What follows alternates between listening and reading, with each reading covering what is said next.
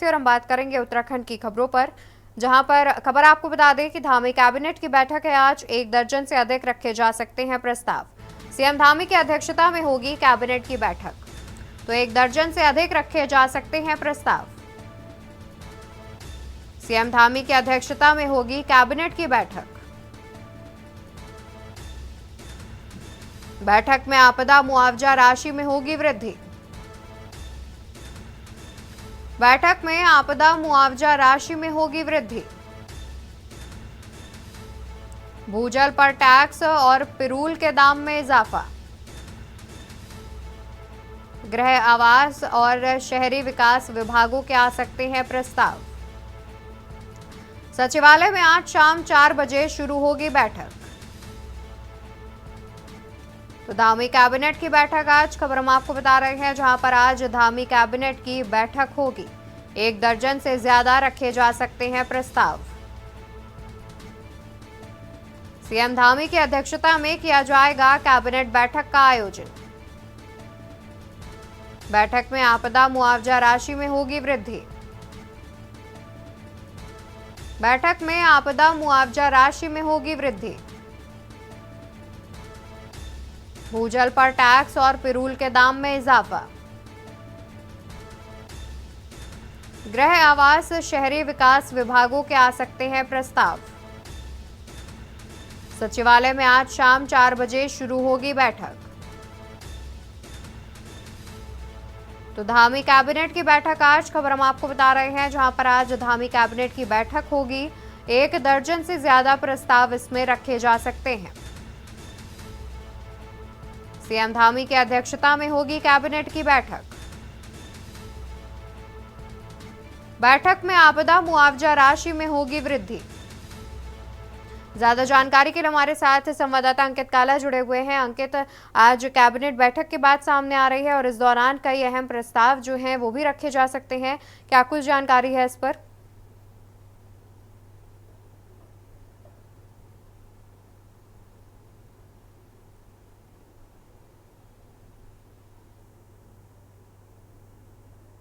अंकित, क्या आप तक आवाज पहुंच रही है?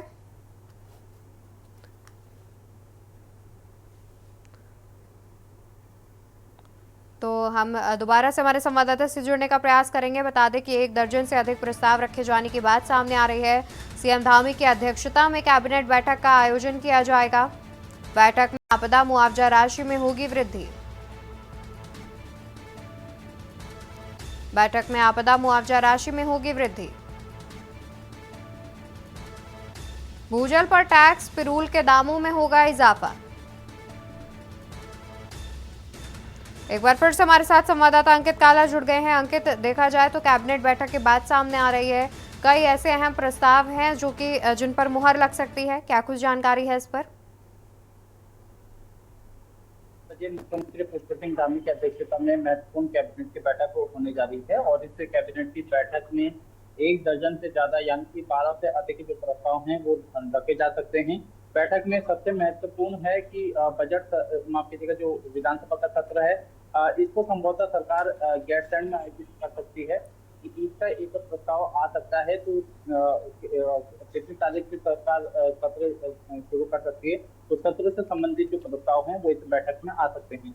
इसके अलावा कर्मचारी की कुछ मांगे हैं, वेतन बढ़ोतरी और पेंशन को लेकर के, इससे संबंधित कुछ प्रस्ताव आ सकते हैं। इसके साथ ही साथ विभिन्न विभागों की नियमावली है जिसमें कि कुछ संशोधन हो सकते हैं, तो ये एक प्रस्ताव कैबिनेट के समक्ष आ सकते हैं। इसके साथ ही जो मेडिकल कॉलेजें हैं वहाँ पर प्रोफेसर हैं या जो असिस्टेंट प्रोफेसर हैं उनके ऐसे कर्मचारियों की वेतन बढ़ोतरी का एक प्रस्ताव है। पिरूल में सरकार चाहती है कि 50 रुपए प्रति किलो के दर से उसमें बढ़ोतरी की जाए। मुख्यमंत्री ने इसकी घोषणा करी है। अगर सरकार ऐसा इस निर्णय को इस कैबिनेट में पारित कर लेती है तो निश्चित ही पहाड़ के वासियों को रोजगार के अवसर मिलेंगे, उनकी आय में वृद्धि की संभावना इससे जताई जा रही है, क्योंकि इससे 2 से 3 हजार रुपए की प्रतिदिन की आय में बढ़ोतरी हो सकती है। इस तरीके का अनुमान लगाया जा रहा है, क्योंकि हमारे उत्तराखंड राज्य की जो 10 जनपद है वहां पर ही 15.5 हेक्टेयर से ज्यादा जो टीम के पेड़ हैं, तो यहाँ पर भी एक बड़ी संभावना है पेड़ों को लेकर के, और इसका एक प्रस्ताव आ सकता है। इसके साथ ही साथ तमाम ऐसे प्रस्ताव हैं अवंतिका जो कि इस कैबिनेट के समक्ष आएंगे। तो मुख्यमंत्री पुष्कर सिंह धामी दोपहर 3:30 बजे सचिवालय पहुंचेंगे और शाम को 4 बजे उनकी अध्यक्षता में कैबिनेट की बैठक शुरू होगी। बिल्कुल, यानी कि देखा जाए तो इस कैबिनेट की बैठक में काफ़ी कुछ खास जो है वो हो सकता है। बहुत शुक्रिया अंकित आपका अधिक जानकारी दर्शकों तक पहुंचाने के लिए। तो आपको बता दें कि आज मुख्यमंत्री पुष्कर सिंह धामी की कैबिनेट बैठक होगी, जिसकी अध्यक्षता मुख्यमंत्री धामी करेंगे। 1 दर्जन से अधिक प्रस्ताव रखे जाने की बात भी सामने आ रही है। तो वहीं बता दें कि लोकसभा चुनाव में मिली हार की समीक्षा करेगी कांग्रेस। फैक्ट फंडिंग कमेटी आज पहुंचेगी देहरादून। तो लोकसभा चुनाव में मिली हार की समीक्षा करेगी कांग्रेस। फैक्ट फंडिंग कमेटी आज पहुंचेगी देहरादून। कमेटी 3 दिन तक नेताओं से करेगी मुलाकात। मंत्रियों के खराब प्रदर्शन का पता लगाएगी कमेटी। मंत्रियों के खराब प्रदर्शन का पता लगाएगी कमेटी। कांग्रेस हाईकमान ने वरिष्ठ नेता पीएल पुनिया, सांसद रजनी पाटिल हार की समीक्षा के लिए भेजा। देहरादून पहुंचेंगे फैक्ट फंडिंग कमेटी के सदस्य।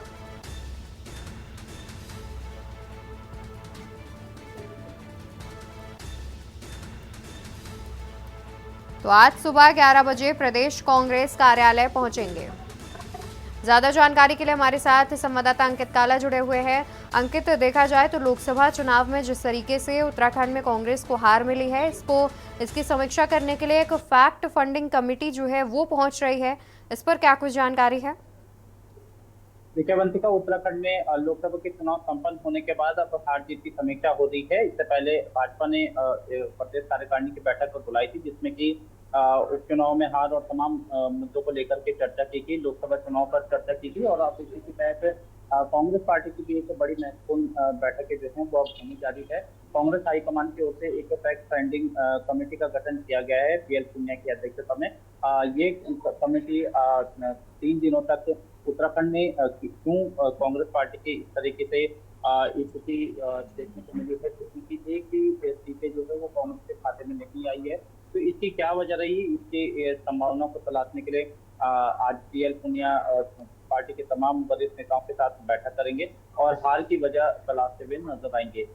सुबह 11 बजे उनका कांग्रेस मुख्यालय देहरादून पहुंचने का कार्यक्रम है और इसके बाद पार्टी के तमाम अन्य वरिष्ठ नेताओं के साथ उनकी बैठक होगी। और ऐसा माना जा रहा है कि जो भी पार्टी के वरिष्ठ नेता हैं उनके साथ 1-to-1 उनकी बातचीत भी 1-2 दिन में होगी। तो सभी से बंद कमरे में बातचीत की जाएगी, वजह तलाशी जाएगी कि क्या वजह है कि पार्टी के जो नेता हैं वो पार्टी के कार्यक्रमों में पक्षपात नहीं कर रही है, क्या उनकी नाराजगी है या क्या उनके सुझाव हैं। तो इन सब चीजों पर चर्चा की जाएगी। तो कुल मिलाकर के कांग्रेस पार्टी ने अब हार की वजह तलाशने के लिए एक फैक्ट फाइंडिंग कमेटी का गठन किया है और पीएल पुनिया की अध्यक्षता में अगले 3 दिनों तक तमाम जो नेता हैं वो हार की वजह तलाशेंगे। उत्तराखंड में अवंतिका पहली दफा ऐसा हुआ है कि back to back Congress party 3 बार के जो लोकसभा के इलेक्शन है उसमें पूरी तरीके से हार का सामना उसे करना पड़ा है। राज्य की 5 लोकसभा सीटें हैं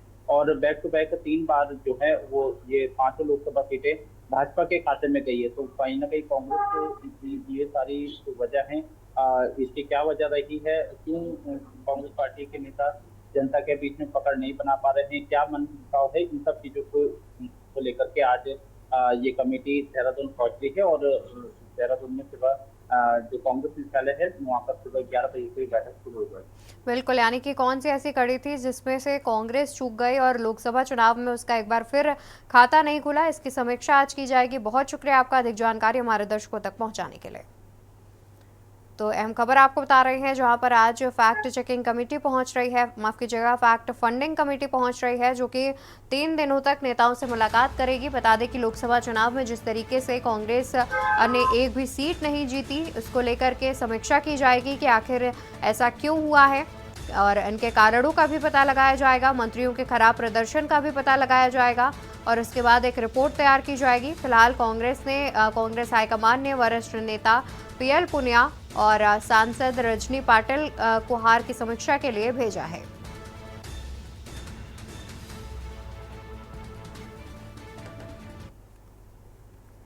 मुख्य सेवक सदन देहरादून में प्राविधिक शिक्षा विभाग द्वारा नियुक्ति पत्र वितरण समारोह का आयोजन किया गया था।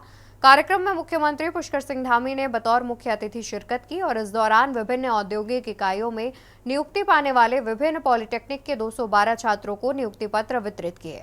तो वहीं मुख्यमंत्री ने नियुक्ति पाने वाले सभी युवा प्रतिभागियों को हार्दिक बधाई, शुभकामनाएं। मुख्यमंत्री ने सभी चयनित अभ्यर्थियों को कर्तव्यनिष्ठा के साथ अपनी जिम्मेदारी का निर्वहन करने की अपील की।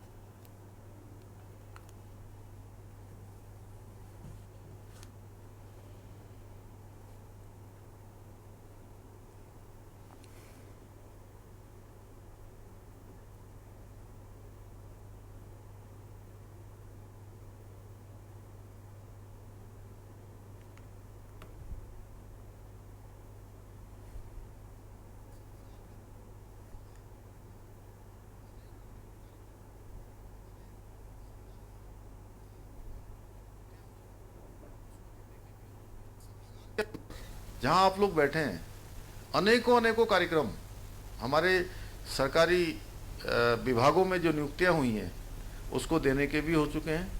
और मुझे बताते हुए खुशी है कि पिछले 3 सालों में हम लोग सरकारी विभागों में 15,000 से भी ज़्यादा लोगों को आज नियुक्ति दे चुके हैं। केदारनाथ धाम के प्रतिरूप पर विरोध के बीच शंकराचार्य अविमुक्तेश्वरानंद के बयान पर बीकेटीसी अध्यक्ष ने प्रतिक्रिया दी है। बीकेटीसी के अध्यक्ष अजेंद्र अजय ने इसको लेकर कहा कि जो शंकराचार्य ने केदारनाथ से सोना चोरी होने का आरोप लगाया वो गलत है। उन्होंने कहा कि केदारनाथ धाम में 228 किलो सोना नहीं लगाया गया था, बल्कि 23 किलो से कुछ अधिक सोना लगाया गया था, जिसे अन्य धातु के साथ मिलाकर लगाया गया। उन्होंने कहा कि जो 230 किलो सोने की बात आ रही है वो वास्तव में उस स्थान पर पहले लगाए गए चांदी की मात्रा है।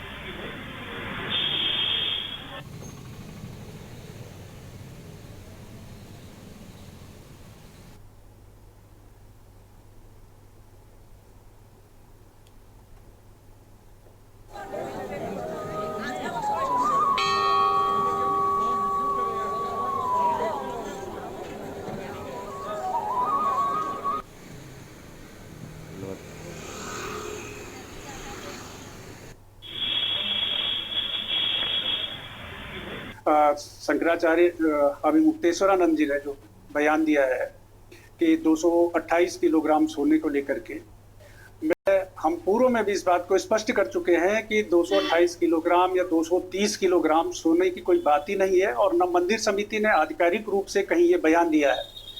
वहाँ पर जो केदारनाथ का जो गर्भगृह है, गर्भगृह में सोने की प्लेटें लगाने से पूर्व वहाँ पर चांदी की प्लेटें लगी हुई थी और उन चांदी की प्लेटों का जो वजन था वो 230 किलोग्राम था। तो मीडिया के कुछ लोगों ने यह अनुमान लगाया कि 230 किलोग्राम अगर चांदी की प्लेटें हैं तो सोने की प्लेटों का वजन भी 230 किलोग्राम ही होगा, और ये बात प्रचारित हो गई। और लेकिन जबकि सोने और चांदी की प्लेटों में बहुत ज़्यादा जमीन आसमान का अंतर होता है। चांदी की जो प्लेटें होती हैं वो शुद्ध रूप से चांदी की ही निर्मित होती हैं, उसमें किसी प्रकार के अन्य धातु का उपयोग नहीं किया जाता।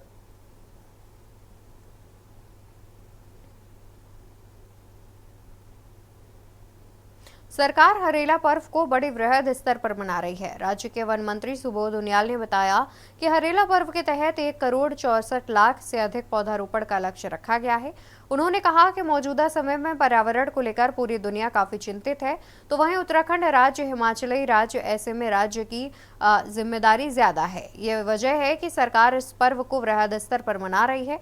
उन्होंने बताया कि सरकार गैर सरकारी संस्थाओं के साथ ही स्कूल कॉलेज के छात्र इसमें बढ़ चढ़कर प्रतिभाग कर रहे हैं और अधिक से अधिक पौधारोपण कर प्रकृति को संरक्षित कर रहे हैं।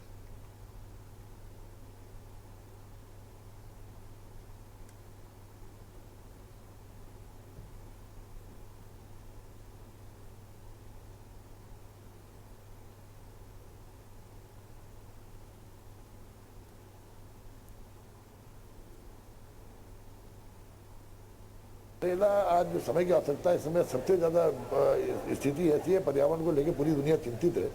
और इसी को लेकर क्योंकि हम पर्वतीय राज्य हैं और हमारा राज्य 72% वन क्षेत्र से आच्छादित है, तो हमारी जिम्मेदारी ज़्यादा बढ़ती है। और उसी को देखते हुए हम लोग लगातार हर वर्ष हरेला को बहुत उत्साह से मनाते हैं। और इस वर्ष भी तकरीबन 1,64,00,000 पेड़ों को लगाने के उद्देश्य के साथ हम लोगों ने शुरुआत की है और इसका बहुत बड़ा उत्साह लोगों में, और लोगों में धीरे धीरे जागरूकता भी आ रही है। तमाम NGO, तमाम निजी क्षेत्र, सरकारी क्षेत्र और स्कूलों के बच्चे इसको लेकर उत्साहित हैं और वे बढ़ चढ़ के भाग ले रहे हैं। बागेश्वर के कपकोट तहसील अंतर्गत आने वाले ग्लेशियरी गांव बदियाकोट के ग्रामीणों द्वारा सुंदरढूंगा ग्लेशियर के ऊपर देवीकुंड में बने कथित अवैध मंदिर के ध्वस्तीकरण की मांग को लेकर डीएम बागेश्वर को ज्ञापन दिया गया था। एडीएम कपकोट अनुराग आर्य द्वारा प्रकरण को गंभीरता से देखते हुए जांच के लिए 2 टीमों का गठन किया गया। जांच के बाद ही वास्तविक स्थिति का पता लग पाएगा।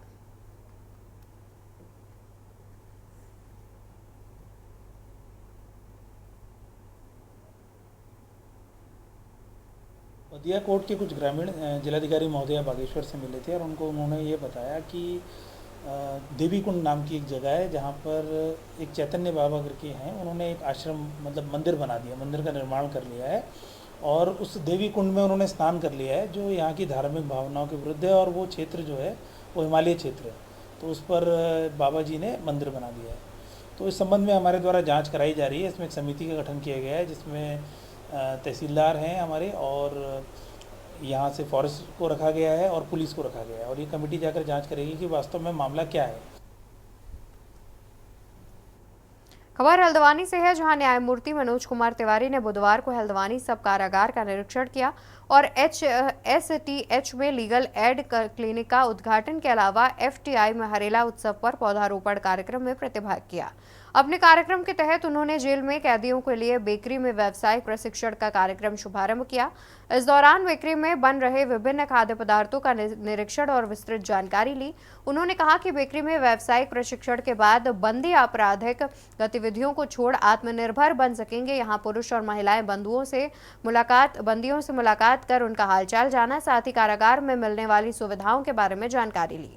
उन्होंने बताया कि एक साल में 266 मामलों में बंदियों की ओर से निःशुल्क पैरवी होती के लिए अधिवक्ता उपलब्ध कराए गए हैं, जबकि 1450 बंदियों को निःशुल्क विधिक सहायता उपलब्ध कराई गई है।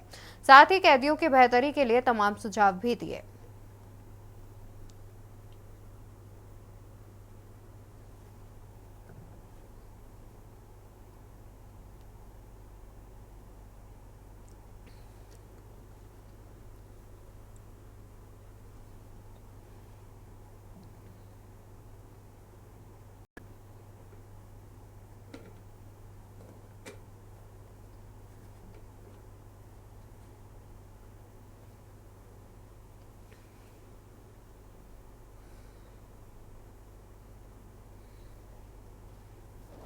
माननीय उत्तराखंड राज्य विधिक सेवा प्राधिकरण के अध्यक्ष माननीय न्यायमूर्ति श्री मनोज तिवारी जी के कर कमलों से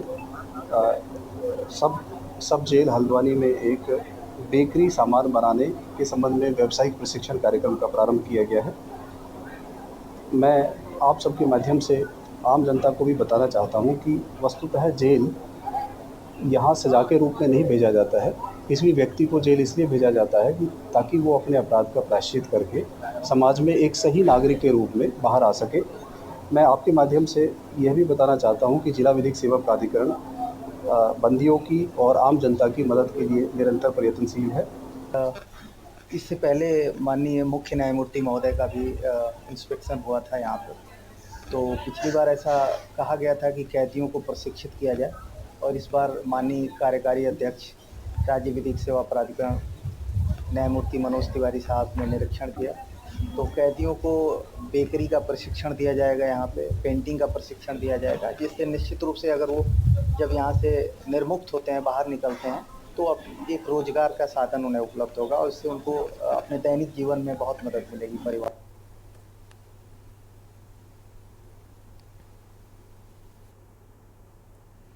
खबर देहरादून से है, जहां सैनिक कल्याण मंत्री गणेश जोशी ने देहरादून से खबर आपको बता रहे हैं।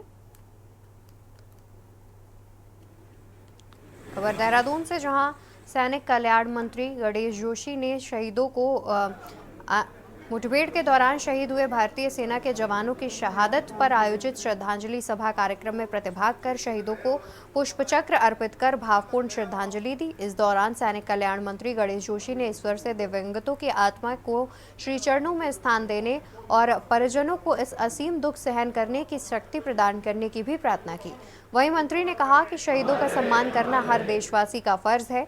उन्होंने सैनिक कल्याण विभाग के अधिकारियों को आज की शोक सभा के संदर्भ में एक शोक संदेश पत्र के माध्यम से शहीदों के परिवारजनों को प्रेषित करने को भी निर्देश दिए। उन्होंने कहा कि आमने सामने के युद्ध में हर बार भारत से पाकिस्तान हारा है। भारतीय सेना एक एक जवान की शहादत का बदला जरूर लेगी। उन्होंने कहा कि दुख की इस घड़ी में पूरा देश वीर जवानों के परिवार के साथ खड़ा है।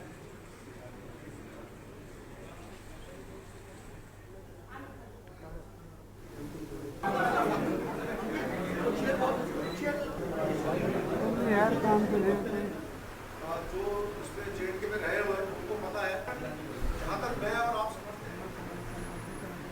माननीय मंत्री महोदय, मैं अब आदमी की तरफ से बोलता हूँ, हमको मिला सके जमाने में कम नहीं, जमाना हम सबको ही है।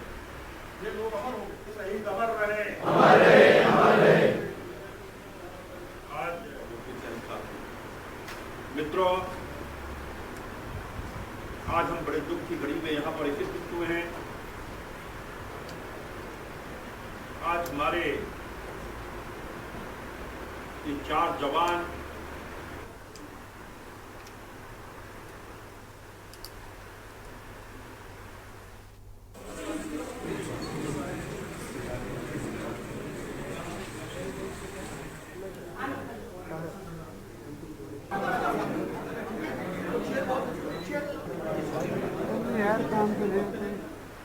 जो उसमें जेएनके में रहे हुए उनको पता है, जहाँ तक मैं और आप समझते हैं। माननीय मंत्री महोदय, मैं अब आदमी की तरफ से बोलता हूँ, हमको मिला सके जमाने में कम नहीं, जमाना हम सबको ही है। ये लोग अमर हो गए, शहीद अमर रहे। 8 तारीख को हमारे 22 गढ़वाल के 5 जवान जो पेट्रोलियम पर थे, उन पर भी एम्बुलेंस लाकर हमला किया गया, वो शहीद हुए। और 15 तारीख को हमारे 10 RR के एक कैप्टन ब्रजेश थापा, नायक डी राजेश, सिपाही अजय कुमार, सिपाही विजेंद्र जो पेट्रोलियम पर थे, एम्बुलेंस लाकर उन पर हमला किया गया। इन्होंने अपने प्राणों की आहुति दी। इस दुख की घड़ी में पूरा देश इन शहीदों के साथ खड़ा है।